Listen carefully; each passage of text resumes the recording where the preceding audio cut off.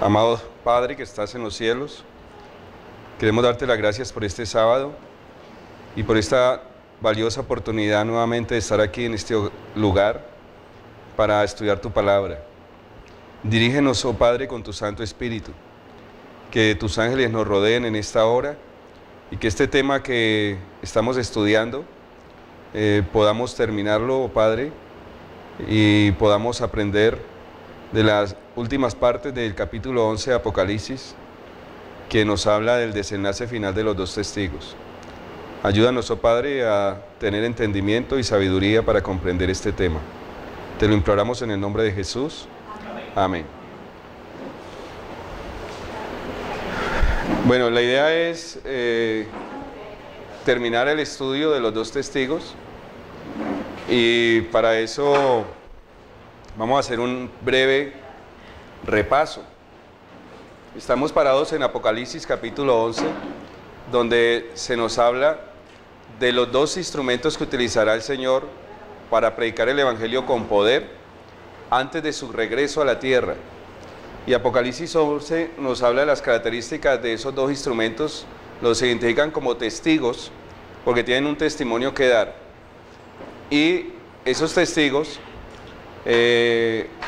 vienen de un juicio, son juzgados y la vara de medir los ha medido. Primero los del santuario, los del Santísimo y luego los del lugar santo. Ya tenemos identificados los dos testigos, que sabemos que uno representa la ley de Dios y otro representa la gracia. Uno representa la experiencia de Moisés y el otro representa la experiencia de Elías. En nuestros días se van a dar con aquellos que conocen la ley de Dios, la practican, guardan el sábado, guardan los mandamientos de Dios. Un testigo que sale del lugar santísimo y se complementa con aquellos que viven la gracia, que viven la salvación a través de la fe, que son nuestros hermanos que están en las denominaciones protestantes, que nunca entraron al lugar santísimo, pero que son adoradores de Dios en el lugar santo. Esos dos testigos predicarán con poder el mensaje del tercero y cuarto ángel. ¿Hay alguna pregunta sobre los dos testigos? ¿La identidad de los dos testigos? ¿O está clara? Sí, Alfonso. De acuerdo a la enseñanza que se venía dando en cuanto a los dos testigos, que era el Nuevo y el Antiguo Testamento, entonces esta es una interpretación, es como se dice, escatológica en cuanto a la segunda venida de Cristo, porque usted toma Elías y Moisés, o sea, Sí. Elías representa a quién entonces representa, porque usted dice que la gracia y la ley. Entonces, ¿cuál de Elías representa la ley o Moisés representa la ley y Elías la gracia?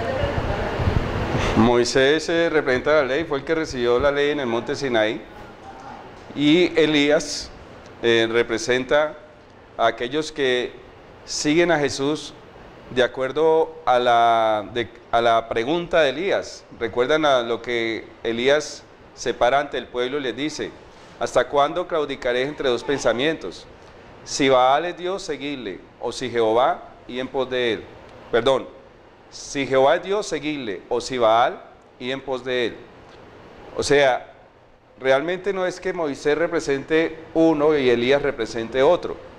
Lo que hace es que la teología de ambos, la de Moisés, que era más énfasis en la ley, y la de Elías, que era demostrar quién era el verdadero Dios, se unen, se complementan y saldrá un pueblo que tendrá un principio teológico que es salvos por la fe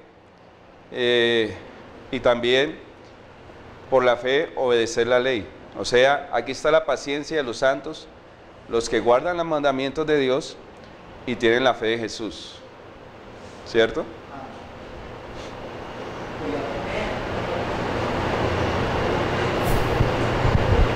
Pero igualmente no quiere decir de que el Antiguo Testamento y el Nuevo Testamento hagan parte de esos dos testigos. porque igualmente el Antiguo Testamento precisamente representa ese pueblo que vivió bajo esa ley, o sea, bajo la ley, y el Nuevo Testamento representa la gracia, que es la identidad de los apóstoles y Jesús. Sí, lo que significa es que el pueblo, los dos testigos, el pueblo remanente de Dios, tendrá sus principios basados en toda la revelación, no en una sola parte de la revelación, no solo en el Nuevo Testamento, o no solo en el Antiguo, sino que sus verdades están basadas en toda la luz que Dios dio desde el Génesis hasta el Apocalipsis. ¿Otra pregunta sobre los dos testigos? Bueno, entonces vamos a proseguir. A partir del versículo 5, el Señor empieza a decir cómo esos testigos serán protegidos y cómo Satanás y el mundo deseará destruirlos, dañarlos. El versículo 5 dice, si alguno quiere dañarlos, ¿qué sale? Fuego de la boca de ellos y devora a sus enemigos, y si alguno quiere hacerles daño debe morir de la misma manera. Una de las cosas que va a provocar el querer dañar a los dos testigos es que salen juicios de Dios con fuego. Y entonces nos recuerda a Elías en el capítulo 1 de Segunda de Reyes, cuando el rey Ocosías envía mensajeros a Elías para destruirlo, para matarlo, para asesinarlo, porque Elías había manifestado un juicio sobre el rey Ocosías, y era que iba a morir por haber consultado a Baal-zebú en vez de haber consultado a Jehová. Y esos 50, de 50 en 50 soldados, un ejército de 50, iban y buscaban a Elías, y se paraban en la falda de la colina de la casa de Elías, y le llamaban y le decían que bajara, le decían, varón de Dios, ¿cierto? Si eres varón de Dios, baja, les decían los capitanes. Y él respondía, si soy varón de Dios, que descienda fuego del cielo y los consuma. Y así sucedía, ¿no?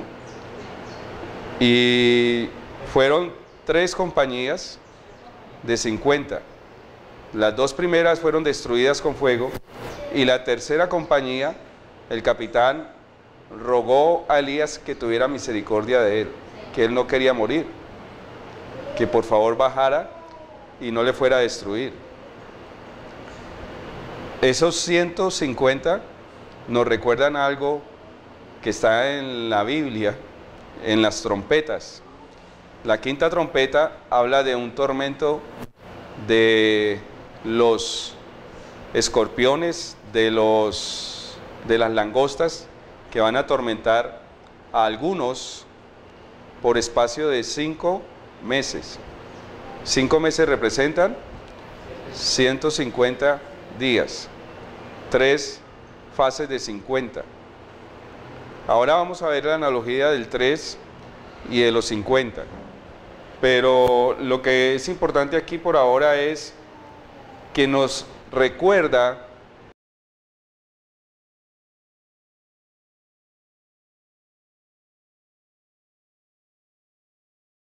el versículo 6 dice, estos tienen poder para cerrar el cielo a fin de que no llueva en los días de su profecía, y tienen poder sobre las aguas para convertirlas ¿en qué? En sangre, y para herir la tierra con toda plaga cuantas veces quieran. Este 6.º versículo nos recuerda ahora que las plagas que van a caer, si esos testigos son perseguidos, son exactamente las trompetas. Vamos a abrir la Biblia en el Apocalipsis capítulo 8.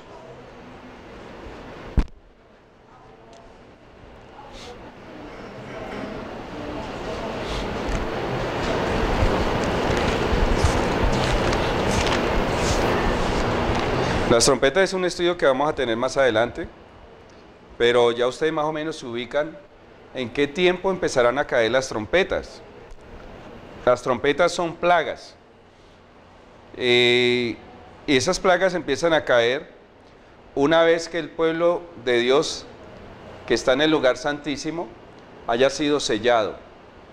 Se sueltan los vientos y entonces empiezan a caer las trompetas. Las trompetas empiezan a sonar porque se colma la paciencia de la misericordia de Dios. El mundo ha decretado una ley dominical y entonces oficialmente se ha ido en contra de la ley y empiezan a caer los juicios de Dios. Y las trompetas me recuerdan las mismas cosas que están aquí en Apocalipsis 11. Por ejemplo, ¿qué dice la primera trompeta?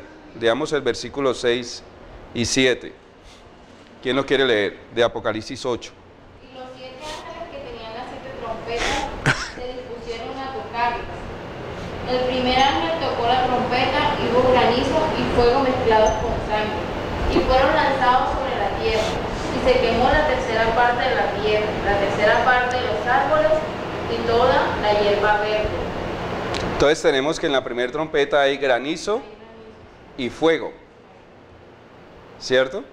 Granizo y fuego, parecido a lo que dice aquí, que sale fuego de la boca de ellos, y también dice aquí que herir la tierra con toda plaga cuantas veces quiera, cerrar el cielo para que no lluevan los días de su profecía, ahora lo vamos a ver, y también el poder sobre las aguas para convertirlas en sangre.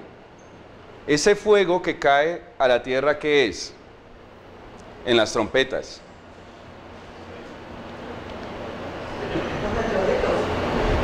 Bueno, Apocalipsis 8 nos dice, los primeros versículos, antes de iniciar las trompetas, de que el ángel coge el incensario, lo llena de fuego del altar y lo lanza a la tierra. Es una manera simbólica de mostrar que se ha terminado el juicio en el Santísimo y ahora en la tierra, al caer el incensario, simbólicamente, cae fuego. ¿Ese fuego qué es? Para unos es el fuego del Espíritu, como cayó sobre los apóstoles en el Pentecostés. Es el fuego del Espíritu para los 144,000. Pero también tiene la otra connotación de ser juicio. Para aquellos que no recibieron el sello de Dios, representa juicio. Y para la tierra también representa juicio. Y entonces, juicio está reflejado literalmente en la caída de las estrellas, en la caída de granizo y fuego mezclados con sangre, o sea, de meteoritos que caerán a la tierra. Representan las profecías de Jesús cuando hablaba de que las potencias de los cielos serían conmovidas, que las estrellas caerían del cielo. Sí, hermano Valle.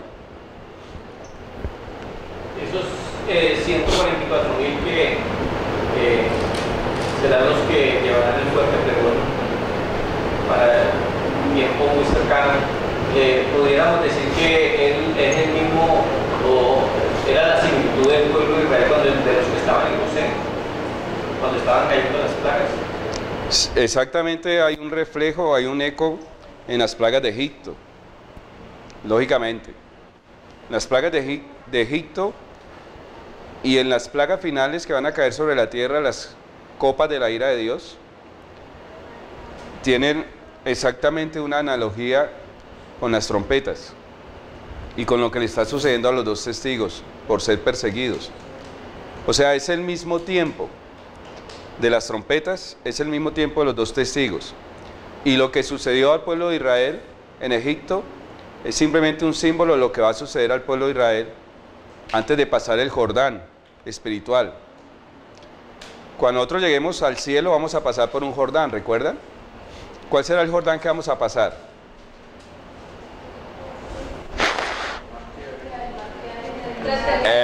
Exactamente. Las aguas que están entre la expansión, sobre la expansión, o sea, entre el tercero y el cuarto y el segundo cielo. Tercero y segundo cielo. Sí, entre el segundo y el tercero. O sea, porque el segundo cielo es la expansión. Y las aguas de Génesis, unas quedaron en la tierra y otras quedaron sobre la expansión. Cuando nosotros vayamos a entrar al tercer cielo, vamos a pasar por ese sitio acuático, líquido, que son los mares que están sobre la expansión, representan el Jordán. Representan, así como el pueblo de Israel entró antes de la tierra prometida, atravesó el Jordán, y hubo un milagro, se abrieron las aguas.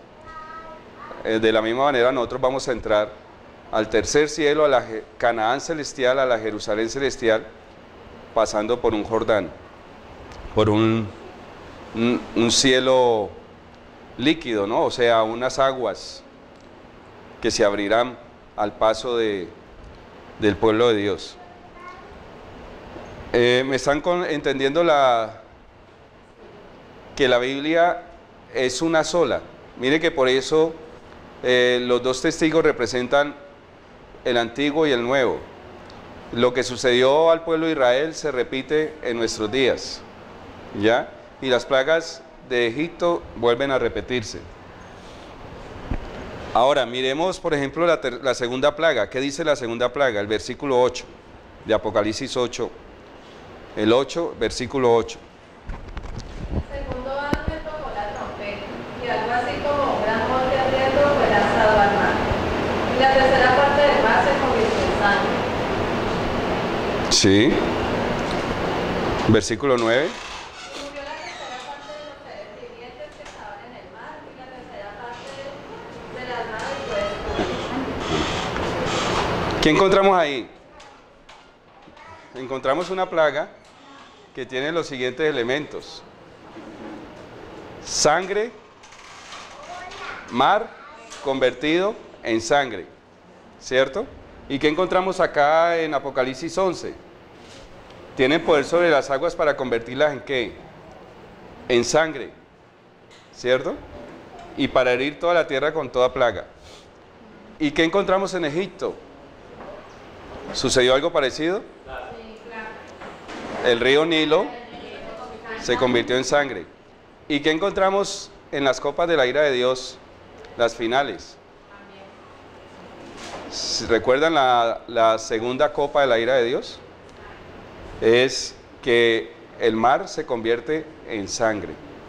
La diferencia es que en las trompetas la destrucción no es total, porque dice que solo la tercera parte, ¿cierto? Mientras que en la plaga final dice que todo ser viviente. En cuanto a las plagas de Egipto, las 2 o 3 primeras plagas, los hechiceros y magos hicieron también los mismos milagros. Tiene que ver algo con los milagros que aparecerán antes de que venga Jesús, prodigios y milagros, ¿verdad? Exactamente. La quinta trompeta habla de las langostas. En Egipto hubo langostas.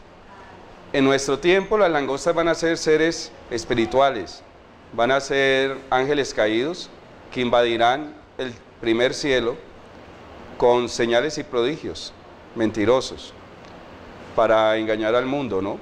Van a estar los 144,000 pregonando el tercero y el cuarto ángel con poder, pero también las huestes de maldad estarán con poder engañando al mundo entero para que no se decidan por la verdad, sino que continúen engañados en el error. ¿Qué otra cosa encontramos aquí? Vamos a leer, por ejemplo, la tercera trompeta, en el versículo 10. El tercer ángel tocó la trompeta, y una gran estrella, ardiendo como una antorcha, cayó del cielo sobre la tercera parte de los ríos y sobre la fuente de las aguas. ¿Y qué pasó en el versículo 11? El nombre de la estrella es Ajenjo, y la tercera parte de las aguas se convirtió en ajenjo, y mucha gente murió por el agua que se había vuelto amarga. Eso. Esa tercera estrella representa una plaga que cae sobre las fuentes de las aguas, ¿cierto? y que las envenena, o sea, las contamina, las vuelve amargas. El agua también representa la palabra de Dios, ¿cierto? La fuente de vida. Y cuando el agua se vuelve amarga es porque se ha contaminado. Representa una falsa interpretación de la palabra de Dios, falsas enseñanzas, falsas doctrinas. Mucha gente creerá en espíritus de demonios, o sea, creerá en doctrinas falsas, en espíritus de demonios, que enseñarán la verdad tergiversada. Esto también tiene que ver con las nuevas traducciones que se han venido adulterando en cuanto a la palabra de Dios en muchas partes, ¿no? ¿Tiene que ver algo con esto también? Sí, lógicamente, porque Satanás sabe que el soporte de toda enseñanza es la Biblia y solo la Biblia. Pero si en el día de mañana, por ejemplo, hay una versión y alguien no versado en la Escritura lee, por ejemplo, en Apocalipsis, en el capítulo 1, ¿cierto? Dice el versículo 10: yo estaba en el Espíritu en el día del Señor, y oí detrás de mí una gran voz como de trompeta. Y va a abrir esa Biblia y dice: yo estaba en el Espíritu en el domingo. Si yo no estoy versado en la Escritura, si soy nuevo en el estudio de la palabra de Dios, voy a considerar de que está bien. Y que fue en domingo, en el día del Señor, que recibió Juan la visión. Entonces, son estrategias que Satanás utiliza, porque Satanás es el maestro de la astucia. Pero si eso es una plaga que Dios envió, ¿cómo puede Dios, o sea, tergiversar su propia palabra y eso ser una plaga? Bueno, hay cosas que Dios dice que envía castigos, pero muchas veces esos castigos es que el Señor le permite a las huestes del mal o a Satanás obrar, o sea, le da permiso. Es como si Él lo hubiera enviado. Al darle permiso lo está permitiendo. Entonces, en ese sentido se convierte en un juicio de Dios. O sea que esta plaga no es literal. ¿La del ajenjo? Sí, es literal en el sentido de que realmente va a haber una calamidad que va a hacer que las fuentes de las aguas se contaminen, se vuelvan venenosas. Literalmente se cumple así. Pero también lo literal es una enseñanza espiritual. Siempre la Biblia tiene esa regla. Por ejemplo, en la creación, Dios empieza a crear y cada que crea, en cada creación hay una enseñanza espiritual. Creó en 6 días y descansó el séptimo. Eso fue literal. Pero eso fue una enseñanza también espiritual. Dios siempre tiene doble connotación en la profecía, ¿no? Hace las cosas literales y también da una lección espiritual.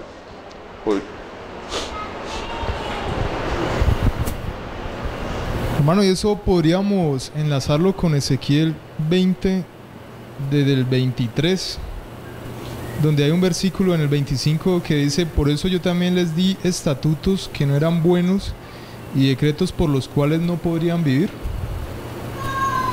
Ese texto lo deja uno como, ¿cómo así que les dio estatutos que no eran buenos? Bueno, ahí iríamos a otro contexto, que es las leyes y ordenanzas que eran contrarias. Está hablando de que para nosotros, o para el pueblo de Israel en su tiempo, guardar todo lo que el Señor le dejó a Moisés no era bueno, era una carga, porque para la naturaleza de ellos que venían de Egipto, ¿cierto?, era difícil cumplir esos estatutos. Y para nosotros hoy en día, por ejemplo, que todo está confinado en la ley, para nosotros es difícil guardar la ley, naturalmente hablando. hasta que no seamos transformados en armonía con la ley, no será agradable para nosotros. O sea, la idea es que se vuelva agradable. Era amargo, ¿cierto? En la medida que es contraria a nuestra naturaleza. Pero después se hace dulce, ¿no? Cuando somos transformados. Sigamos viendo lo de las plagas y lo de los testigos. La cuarta plaga, ¿de qué habla? La cuarta plaga es sobre el sol. Y la cuarta plaga final, ¿sobre qué es? Vamos a leerla, está en Apocalipsis capítulo 15, el versículo, capítulo 16, versículo 8. ¿Quién lo quiere leer? 16, 8.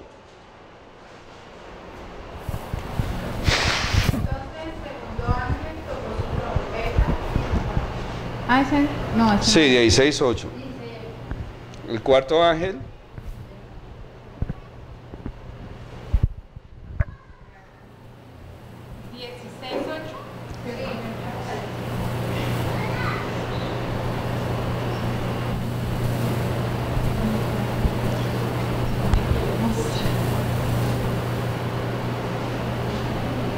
Entonces el cuarto ángel derramó su copa sobre el sol. Esto hacía que quemara a todos con su fuego. Todos sufrieron quemaduras debido a la descarga de calor y maldijeron el nombre de Dios, quien tenía control sobre todas estas plagas. Sí. No se arrepintieron de sus pecados, ni se volvieron a Dios, ni le dieron la gloria a Dios. ¿Sobre qué cae la cuarta plaga final? Sobre el sol.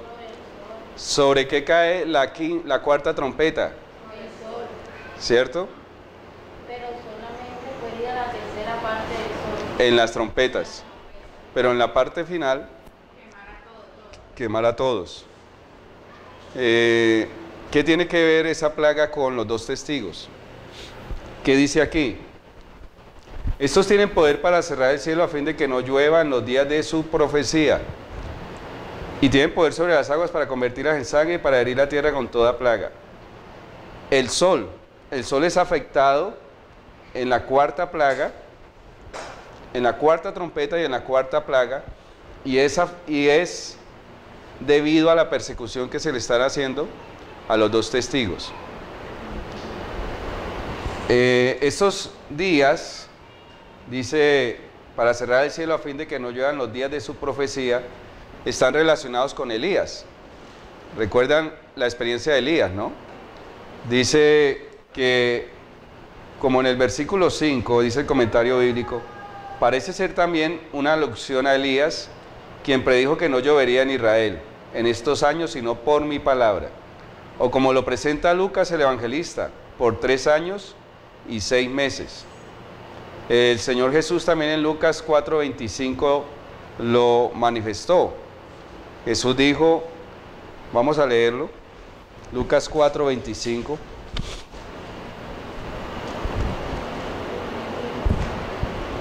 En verdad os digo que había muchas viudas en Israel en los días de Elías, cuando el cielo fue cerrado por 3 años y 6 meses, y hubo una gran hambre en todo el país. Ahí dice claramente que el cielo fue cerrado por ¿cuánto tiempo?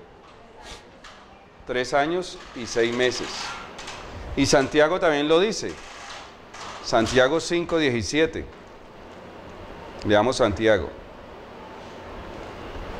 Elías era hombre sujeto a pasiones semejantes a las nuestras, y oró con fervor que no lloviese, y no llovió sobre la tierra en 3 años y 6 meses. Eso. 3 años y medio. Entonces vamos a llegar a ese tema de los 3 años y medio. ¿Qué significa esos 3 años y medio?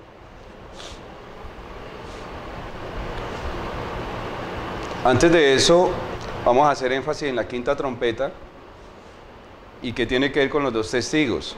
La quinta trompeta y la quinta plaga final tiene que ver con Satanás y con su poder, con el poder que él ha instalado en la tierra, o sea, la bestia. La quinta trompeta dice que cuando hayan acabado, la quinta trompeta dice, Apocalipsis 9:1, dice, el quinto ángel tocó la trompeta y vi una estrella que cayó del cielo a la tierra, se le dio la llave del pozo del abismo, la liberación de Satanás para que él pueda obrar como él quiere. ¿Y qué tiene que ver con los dos testigos? El versículo 7 dice que cuando hayan acabado su testimonio, esta es una versión de pronto no muy veraz, ¿no? Porque realmente lo que dice aquí es cuando estén por acabar su testimonio, o sea, cuando esté por terminar sus 3 años y medio de predicación, porque ellos van a profetizar por 3 años y medio vestidos de cilicio. Cuando estén por acabar esos 3 años y medio, la bestia que sube del abismo hará guerra contra ellos, los vencerá y los matará. Cuando estén por terminar esos 3 años y medio, van a ser perseguidos y asesinados por la bestia que sube del abismo. ¿Y quién es la bestia que sube del abismo? Es Satanás, que se le permite obrar con todo su poder durante cierto tiempo sobre los testigos. Ahora vamos a ver que serán 3 días que estarán muertos. Pero quiero que identifiquemos rápidamente lo de la bestia que sube del abismo. En Apocalipsis 17:8, donde la narración de Apocalipsis hace una recapitulación de lo que va a suceder con el poder de Satanás, dice, la bestia que has visto era y no es, y está para subir del abismo e ir a perdición. Y los moradores de la tierra, aquellos cuyo nombre no están escritos desde la fundación del mundo en el libro de la vida, se asombrarán viendo la bestia que era y no es y será. Aquí está mostrando una manifestación del poder de Satanás, el último plan, la última arma, la última estrategia que Satanás va a usar, y es hacerse presentar en la tierra como ¿quién? Como Cristo, ¿cierto? Imitando la venida de Cristo. Se presentará ante el mundo en el cielo, aparentando ser Jesús que viene por segunda vez a la tierra. El firmamento se llenará de seres como langostas que llenarán el firmamento, y creerá al mundo que Jesús ha venido. Pero este ser, que no es otro que Satanás, se sentará en el trono de la bestia, y su plan es sentarse en Jerusalén con la bestia y reinar desde allí. Por poco tiempo se le va a permitir, pero va a haber